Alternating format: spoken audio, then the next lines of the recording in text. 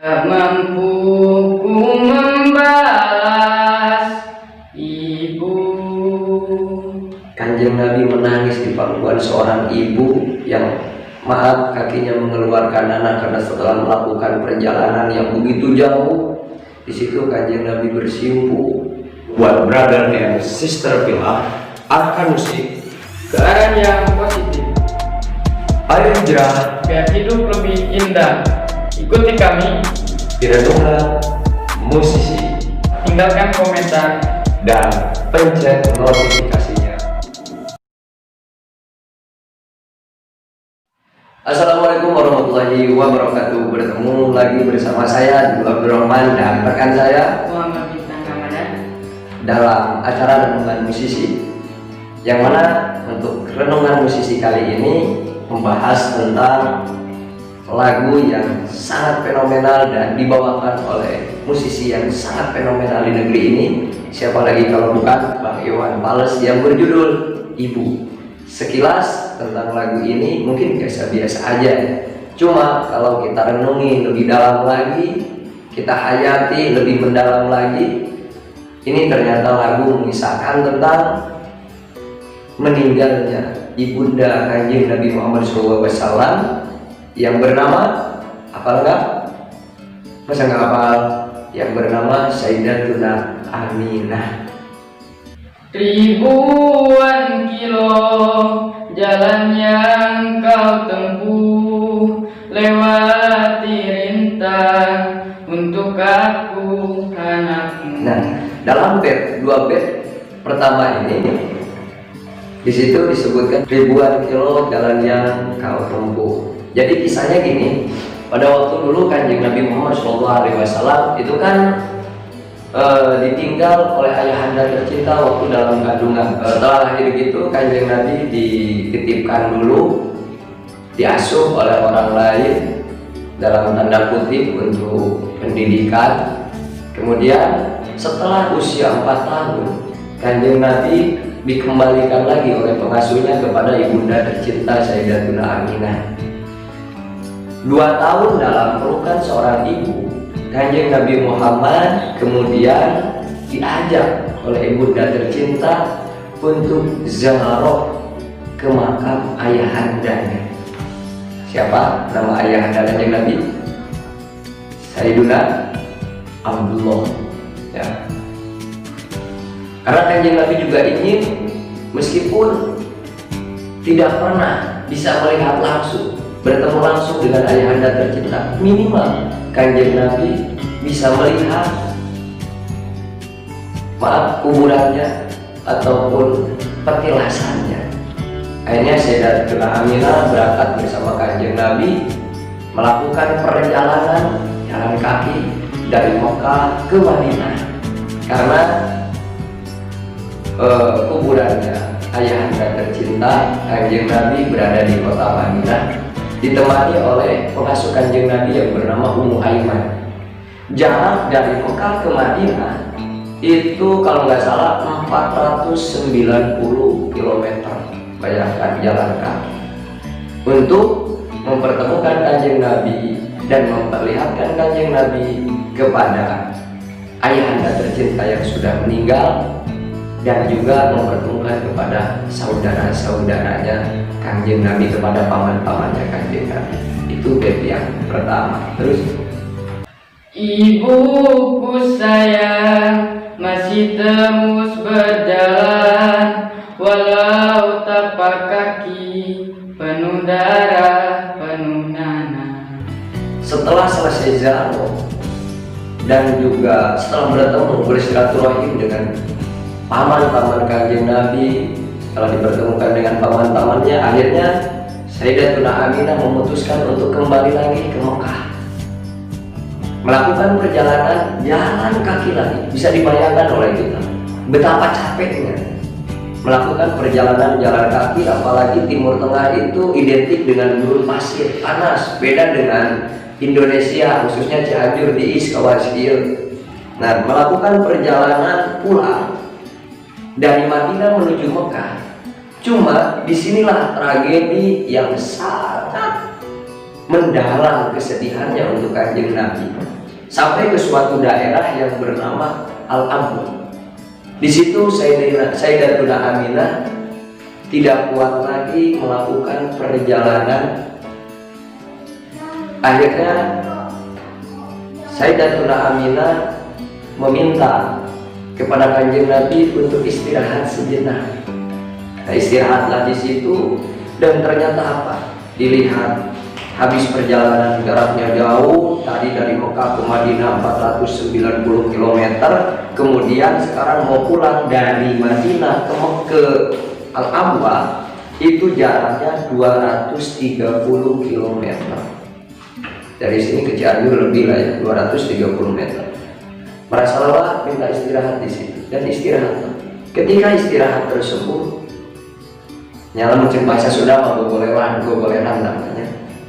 Kanjeng Nabi melihat ibunda tercinta sudah tidak kuat lagi melakukan perjalanan. Dilihatlah kakinya ternyata sudah mengeluarkan nanah.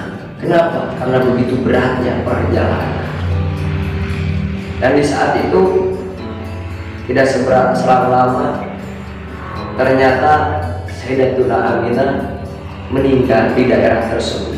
Daerah yang jauh dari Mekah, daerah jauh dari Madinah. Padahal kalau seandainya Sayyidatuna Aminah meninggalnya di kota Mekah, di situ mungkin banyak keluarga-keluarga daripada ayahnya. Kalau meninggal di Madinah, di situ banyak keluarga-keluarga dari anak pamannya. Tapi Kanjeng Nabi ditinggal oleh seorang ibu di daerah Al-Abwa, daerah yang sangat asing pada waktu itu, karena di tengah-tengah, bukan di Mekah, bukan di Madinah. Kanjeng Nabi di situ menangis. Seperti udara kasih yang kau berikan, tak mampu ku membalas ibu. Kanjeng Nabi menangis di pangkuan seorang ibu yang maaf kakinya mengeluarkan anak karena setelah melakukan perjalanan yang begitu jauh. Di situ Kanjeng Nabi bersimpu, ingin sekali berada di dekat seorang ibu, halayaknya anak-anak kita zaman sekarang yang masih membutuhkan kasih sayang daripada seorang ibu. Tapi Kanjeng Nabi tidak bisa merasakan itu. Cuma pada waktu itu Kanjeng Nabi sebelum meninggal, Sayyidatuna Aminah mendoakan Kanjeng Nabi bahwa Kanjeng Nabi seorang anak yang diberkahi oleh Allah Subhanahu wa Ta'ala. Dan disinilah renungan buat kita semua yang pasti punya ibu, pasti punya ayah. Kita harus bahagia. Kenapa? Karena setidaknya walaupun orang tua kita tidak terus-terusan mengikuti keinginan kita, minimal mereka masih ada di samping kita. Apa kebahagiaan kita? Apa makna daripada kebenaran kita? Kalau orang yang menjadikan kita hebat, orang yang menjadikan kita kuat, orang yang menjadikan kita bangga, itu telah tiada. Apa balasan kita kepada mereka?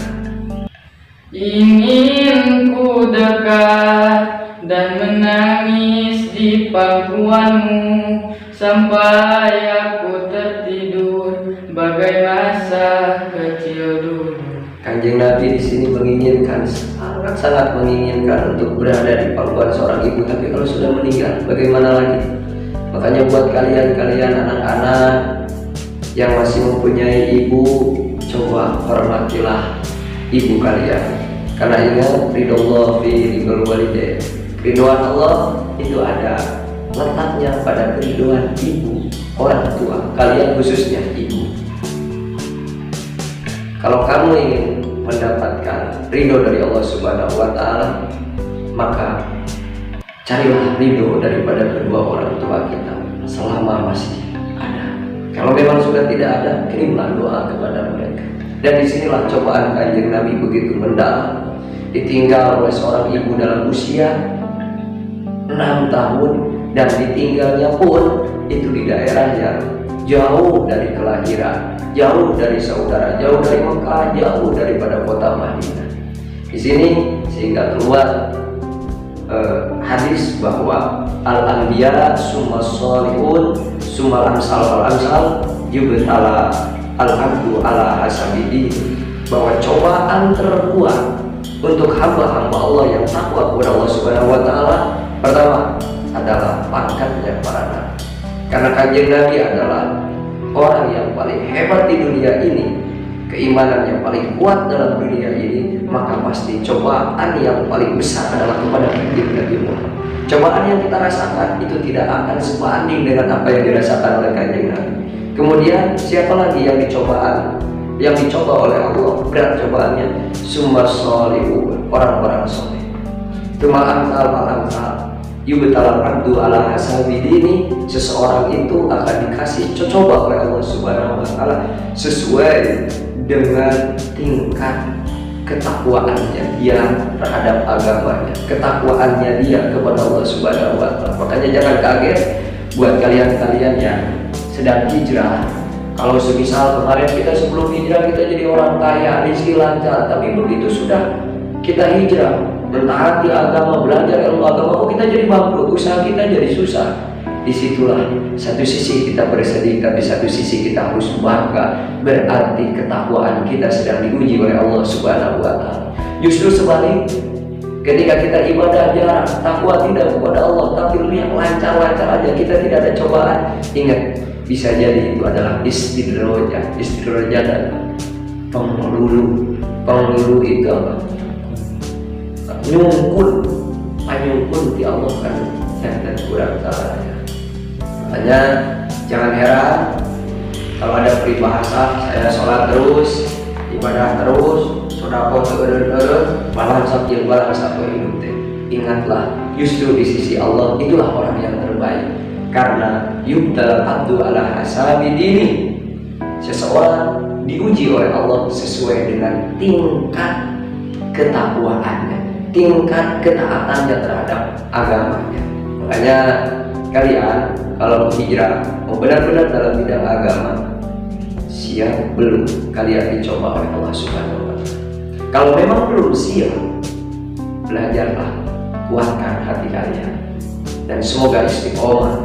Terus lalu doa baluri sekujur tubuhku, dengan apa membalas ibu.